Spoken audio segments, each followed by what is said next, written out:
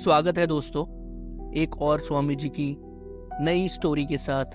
तो चलिए सुनते हैं। स्वामी विवेकानंद जी और जर्मनी की संस्कृत भाषा के विद्वान प्रोफेसर पॉल डायसन संस्कृत के साहित्य पर चर्चा कर रहे थे। किसी कारणवश प्रोफेसर साहब को उठकर बाहर जाना पड़ा। स्वामी जी के पास पड़ी एक किताब वो उठाकर उसके पन्ने पलटने लगे। वह कविताओं का संकलन था। वे उसे पढ़ने में लीन हो गए। थोड़ी देर बाद प्रोफेसर डायसन अपना काम निपटा कर लौट आए, लेकिन स्वामी जी किताब पढ़ने में इस कदर खोए थे कि डायसन के लौटने का उन्हें पता ही नहीं चला।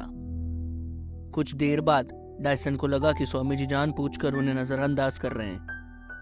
पूरी किताब पढ़ने के बाद जब स्वामी जी ने अपनी गर्दन उठाई तो डायसन के सामने बैठकर इंतजार करता देख वे बोले, क्षमा कीजिएगा, मैं पढ़ रहा था, इसलिए आप कब आए इसका पता ही नहीं चला। स्वामी विवेकानंद द्वारा माफी मांगी गई, लेकिन माफी मांगने के बावजूद डायसन के मन में मलाल खत्म ही नहीं हुआ। उन्हें यही लगता रहा कि स्वामी जी जानबूझकर उनकी अपेक्षा कर रहे हैं। स्वामी विवेकानंद जी उनके मन का भाव जान गए। उन्हें दुख हुआ कि डायसन को यकीन दिलाने के लिए वे किताब की कुछ कविताएं सुनाने लगे, लेकिन इसका उल्टा ही असर हुआ।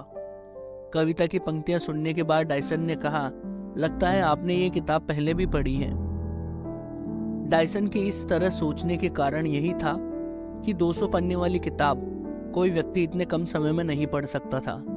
वह बोला, किताब की सारी कविताएं आधे घंटे में याद हो जाना मुमकिन ही नहीं है। इस पर स्वामी विवेकानंद जी ने कहा, मिस्टर डायसन, जीवन का सबसे महत्वपूर्ण है जो एकाग्रता से आता है, यानी एकाग्रता जितनी अधिक होगी आपका समय उतना ही कम लगेगा या काम का परिणाम उतना ही ज्यादा होगा।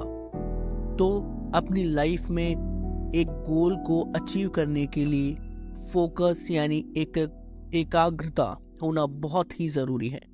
तो दोस्तों, अपने जीवन में एकाग्रता रखिए यानी फोकस रखिए और अपने लक्ष्य को हासिल कीजिए।